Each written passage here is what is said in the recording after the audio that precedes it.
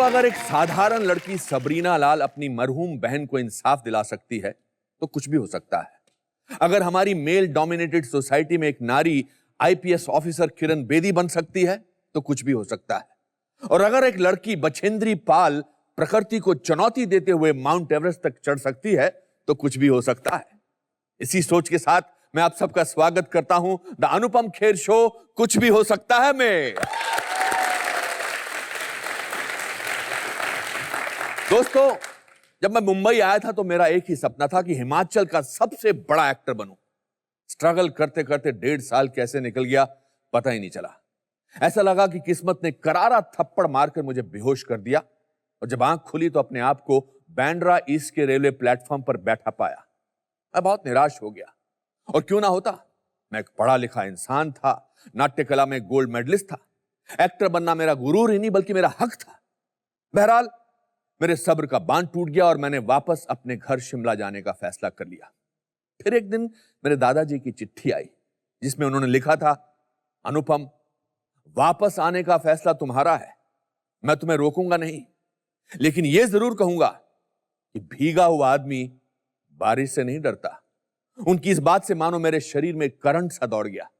मैं अपने आप को आईने में देखते हुए सोचने लगा कि मैं आज बेरोजगार हूं, बेघर हूं, भूखा हूं, मेरी जेब में फूटी कौड़ी नहीं है, तो इससे ज्यादा मैं क्या भीग सकता हूं, इससे ज्यादा मैं क्या लाचार हो सकता हूं। फिर अचानक मेरे चेहरे पर मुस्कान आई और बड़े अरसे बाद चैन की नींद सो गया। और जब आंख खुली तो मैं बांद्रा वेस्ट के महबूब स्टूडियो में सारांश की शूटिंग कर रहा था।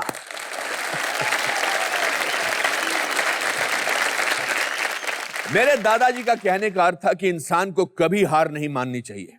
अगर आपकी श्रद्धा सच्ची है तो आपको परिश्रम का फल जरूर मिलेगा।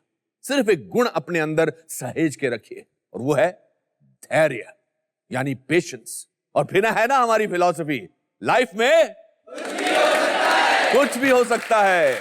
आज ऐसी एक शख्सियत हमारे बीच उपस्थित है।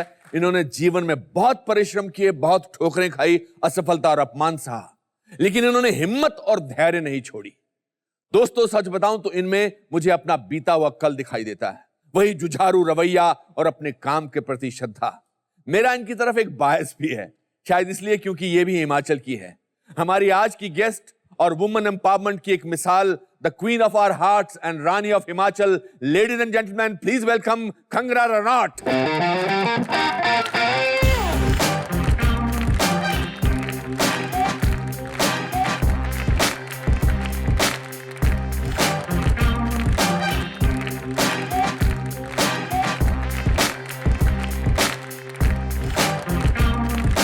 कैसी हैं आप?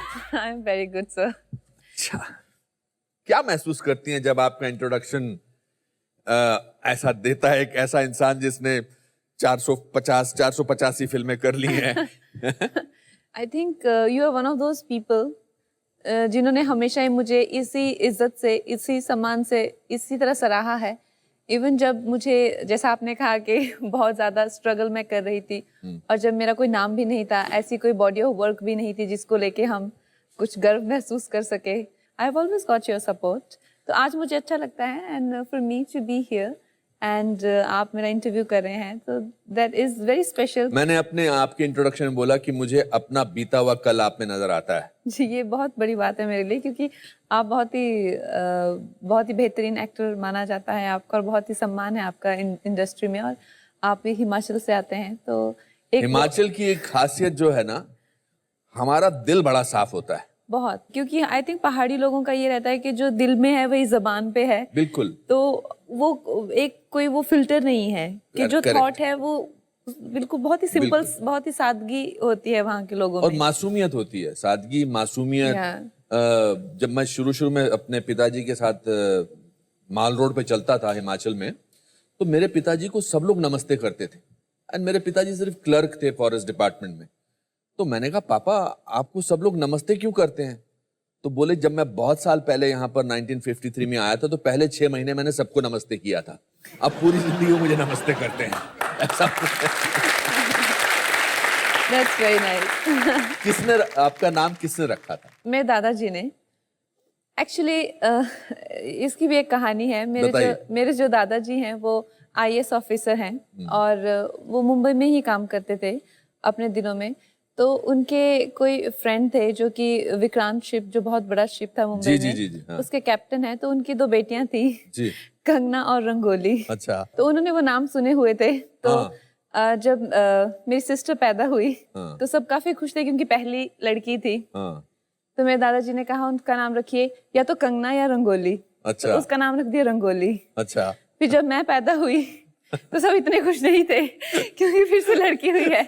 तो मेरे फादर प्रिंसेस डायना के बहुत फैन हैं। अच्छा। तो कहते इसका नाम या तो डायना रखते हैं या अनामिका। तो मेरी मम्मी ने कहा इसका नाम आप कंगना रखिए, नहीं तो कंगना आएगी जरूर, तीसरी भी लड़की होगी। इफ यू नेम तो तीसरी ना आ जाए कहीं, कंगना ना आ जाए फिर कहीं इसको। तो तीसरी आई थी क्या? नहीं नहीं। सो देन दे नेम्ड मी कंगना। कंगना आपको तो फुल स्टॉप हो गया। जी, तो मुझे याद है, दे गॉट अ सन। बहुत मैंने सुना बहुत बड़े परिवार, बहुत अमीर परिवार से हैं आप, मतलब अमीर in the sense in the background. जी, मुझे मेरे गांव में सब बाबूजी की पोती कहते थे। वो मेरे परदादा को बाबूजी कह के हमेशा सब कहते हैं क्योंकि वो फ्रीडम फाइटर रह चुके हैं। उसके साथ में वो हमारे एमएलए रह चुके हैं 15 इयर्स। तो जो वहाँ जो गांव है उसमें वो ही was the first person to get electricity, to get proper infrastructure. तो उनको सभी बहुत इज्जत सम्मान से वहाँ समझा जाता है। आपके परदादा के पास गांधी जी की कुछ चिट्ठियां हैं? जी जी, हम लोग, आपने पढ़ी हैं वो चिट्ठियां? मैंने पढ़ी हैं। और दैट्स सो अमेजिंग, कितनी खूबसूरत बात है ये। जो मेरे परदादा जी हैं उनकी लाइफ काफी इंटरेस्टिंग रह चुकी है क्योंकि अच्छा। वो भी क्लर्क भी रह चुके हैं। उन्होंने क्लर्क से ही, इंग्लिश लोगों के लिए वो पहले क्लर्क थे। फिर उसके बाद उन्होंने एक्चुअली इट्स वेरी अनफॉर्चुनेट कि मुझे हमेशा मेरी इंग्लिश के लिए क्रिटिसाइज किया जाता है क्योंकि मेरे जो परदादा हैं उनकी इंग्लिश इतनी परफेक्ट और इतनी फ्लुएंट इंग्लिश। कौन करता है आपको क्रिटिसाइज इंग्लिश के? मुझे किया जाता था, जो कि समझा जा सकता है क्योंकि मैं हिंदी मीडियम स्कूल में मैं भी हिंदी मीडियम स्कूल से हूँ। मैंने ABCD 5th स्टैंडर्ड में सीखा है। मैंने भी 5th स्टैंडर्ड में सीखा है। मेरे पिताजी ने मुझे एक ही बार मेरे पिताजी ने मुझे एक ही बार चूंटी काटी थी, मतलब मारने के हिसाब से, क्योंकि वो मुझसे स्टेबल की स्पेलिंग पूछ रहे थे। मैं बार बार STABEL बोल रहा था। तो उन्होंने कहा कि मेरे बहुत किस्से हैं अंग्रेजी ना आने के। जीवन की एक जर्नी के बारे में बताइए। आपने इस सबके दौरान अपने घर वालों को बोला कि मैं एक्ट्रेस बनना चाहती हूँ, जी। ये जज्बा कहाँ से आया? ऐसा नहीं था कि मुझे इतनी क्लैरिटी थी कि मुझे एक्ट्रेस बनना है या मुझे मुंबई जाना है। कहीं ना कहीं जो मेरे पिताजी करना चाहते थे या नहीं कर पाए बिकॉज रिसोर्सेज की कमी से या उनको सपोर्ट नहीं मिला हो, तो उनकी वो अपेक्षाएं हमसे बहुत हो गई बच्चों से। तो हम बच्चों को बचपन से ही बहुत प्रेशर में रखा गया कि इतने प्रेशर में कि हमें कहीं भी कोई भी देख लेता था, बस तुम पढ़ नहीं रहे, कहीं भी दिखे हम लोग किसी भी वक्त दिए, दिन के रात के, पढ़ नहीं हो, तो पढ़ नहीं रहे, तुम यहाँ क्या कर रही हो, तुम पढ़ नहीं रही। तो बस सारा दिन यही होता था। तो और धीरे धीरे ये प्रेशर बढ़ता गया। फिर भी मैं I was a very sensitive kid, I still am. तो मुझे लगता था कि नहीं, मेरे पेरेंट्स चाहते हैं, तो मैं बहुत ज्यादा मेहनत करती थी बाकी बच्चों से भी, लेकिन उस तरह का कभी रिस्पॉन्स नहीं मिला।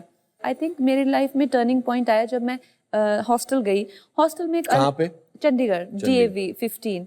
तो एक अलग मेरा वो दिमाग खुला कि पेरेंट्स बहुत प्रेशर डालते हैं। और आई थिंक ये उसी प्रेशर की वजह से एक टाइम ऐसा आया कि बिल्कुल ही आई सेड कि I don't want to study only. मैंने जब स्कूल जाना बंद कर दिया बिल्कुल ही, तो उन्होंने पता किया कि ये स्कूल नहीं जा रही, पता लगा ये स्कूल नहीं जा रही है आजकल। तो मैं, उनको कैसे पता लगा? उनको इसलिए पता लगा क्योंकि मैंने हॉस्टल से खुद को बाहर ट्रांसफर कर लिया था। धीरे धीरे आप अपने पत्ते खोल रही हैं। तो मैंने हॉस्टल से, मैं अपने कुछ फ्रेंड्स के साथ हम लोगों ने PG में शिफ्ट कर लिया था।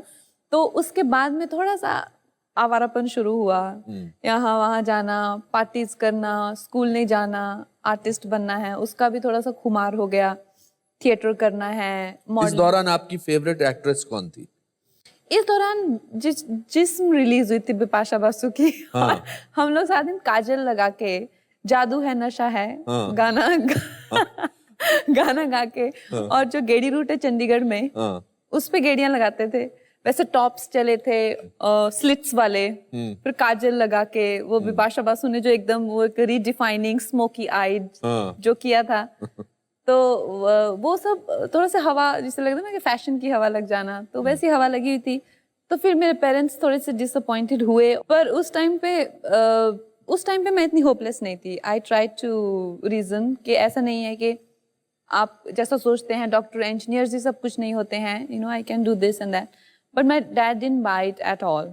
अच्छा। ही सेड कि अगर तुम स्कूल नहीं जाओगी, तुम पढ़ाई नहीं करोगी, तो तुम्हें मेरी तरफ से एक पैसा नहीं मिलेगा।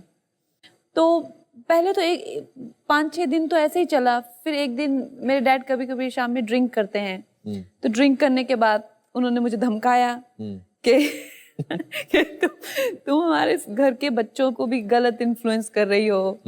मैं भी बिल्कुल वो एकदम हमारा जो एक राजपूतों वाला वो है, तो वो तो बचपन से ही हटी तो थी मैं बिल्कुल ही। तो मैंने कहा ठीक है, आप मत करो, नहीं दो मुझे पैसे। फिल्में भी देखते ना पेरेंट्स, हाँ। और फिल्मों से असर हो जाता है कि खबरदार जो तुमने आज के बाद इस घर के बाहर कदम रखा तो। मैंने ये 50 फिल्मों में बोला है डायलॉग। अरे आपका भी बहुत इन्फ्लुएंस है इंडियन पेरेंट्स पे। आप तो हमेशा अपोज करते हैं ना। और वो पूरी जो एक दशक था जहाँ पे माधुरी दीक्षित और ये जो आमिर खान और शाहरुख, सबको किसी को आपने शादियां नहीं करने दी।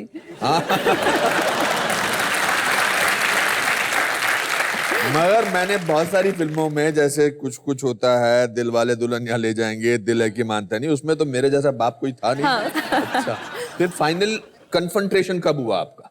तो ऐसा नहीं है, बच्चे जब शेखियां भी मारते हैं ना, बच्चे बहुत चालाक होते हैं एक्चुअली, तो उनके पास पूरा फुल प्रूफ प्लान होता है, तभी वो पेरेंट्स को एटीट्यूड देते हैं। I agree with you. तो उनको लगा कि ये तो सुबह रो रो के आएगी और माफी मांगेगी।